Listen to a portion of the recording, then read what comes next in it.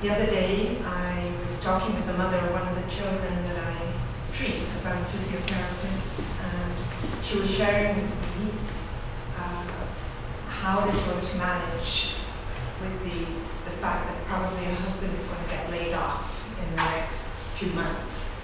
It seemed very possible. She was very optimistic about it, and the way she had looked at how they would save and what they would do, and would they be able to maintain their home.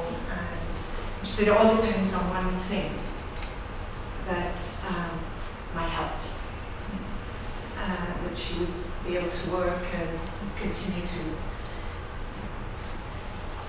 Tonight I want to share with you some little suggestions about how you can prevent some of the easy injuries that happen to just through the course of work and how we live our lives, preventing, not talking about major illnesses, but basically difficulties that can happen through the regular work day. I go to Curves, an exercise group, and there's a notice there that says,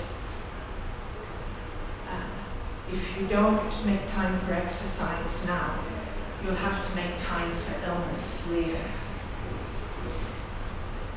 So,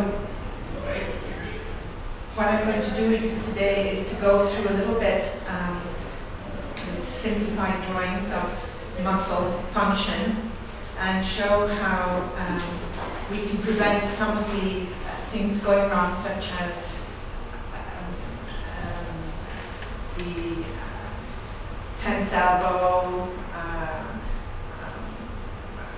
all the pains that happen in the shoulder, in the wrist, carpal tunnel syndrome, and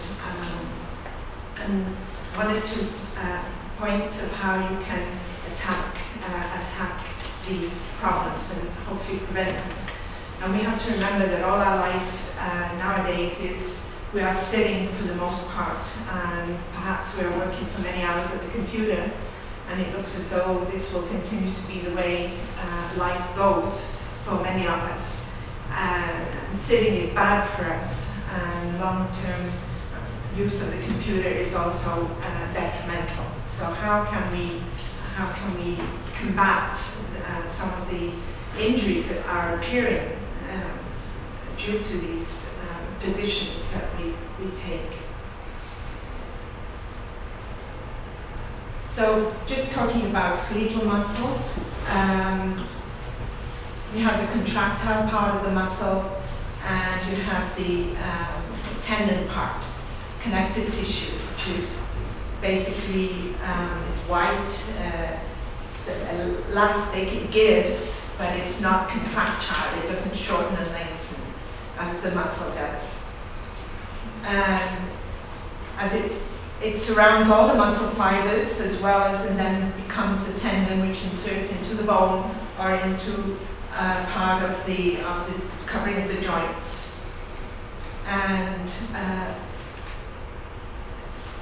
so this muscle, the contractile tissue, it's so amazing what it can do, and it can take a load, it can respond appropriately to function, shortening, holding, and providing it's in good, it's functioning well enough.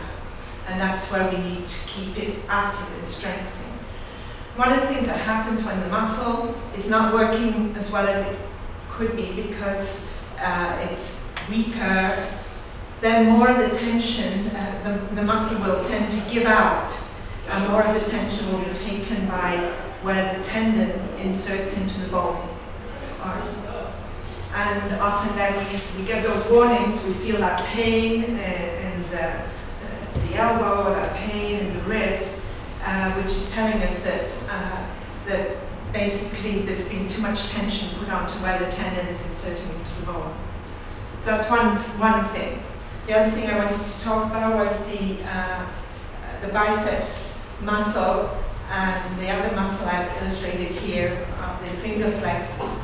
These are muscles that go over more than one joint, and that is frequent in the skeletal muscle of the body, that the muscles pass more than one joint.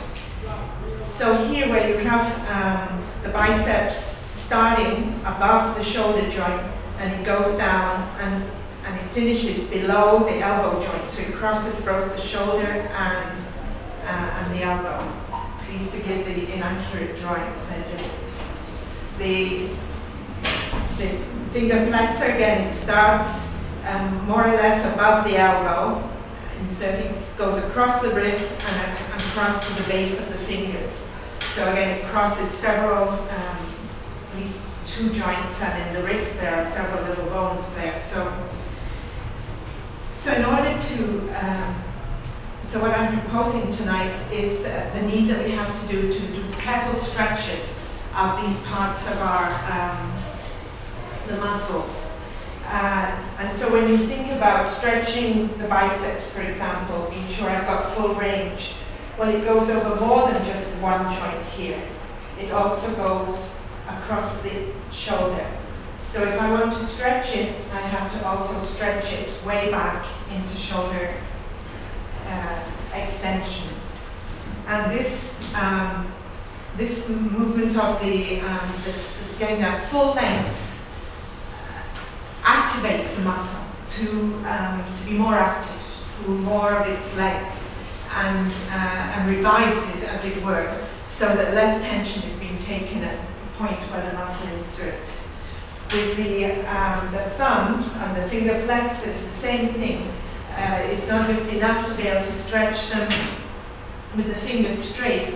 You have to also get the wrist into full extension, and you can do that in this position, and if you want to get at both of them, you can do this position, and you can push even against the wall to get more range. So these are two. This is a technique to help keep muscles in their full length that I'm suggesting will lead to the muscles working more efficiently, and of course it all depends on the strength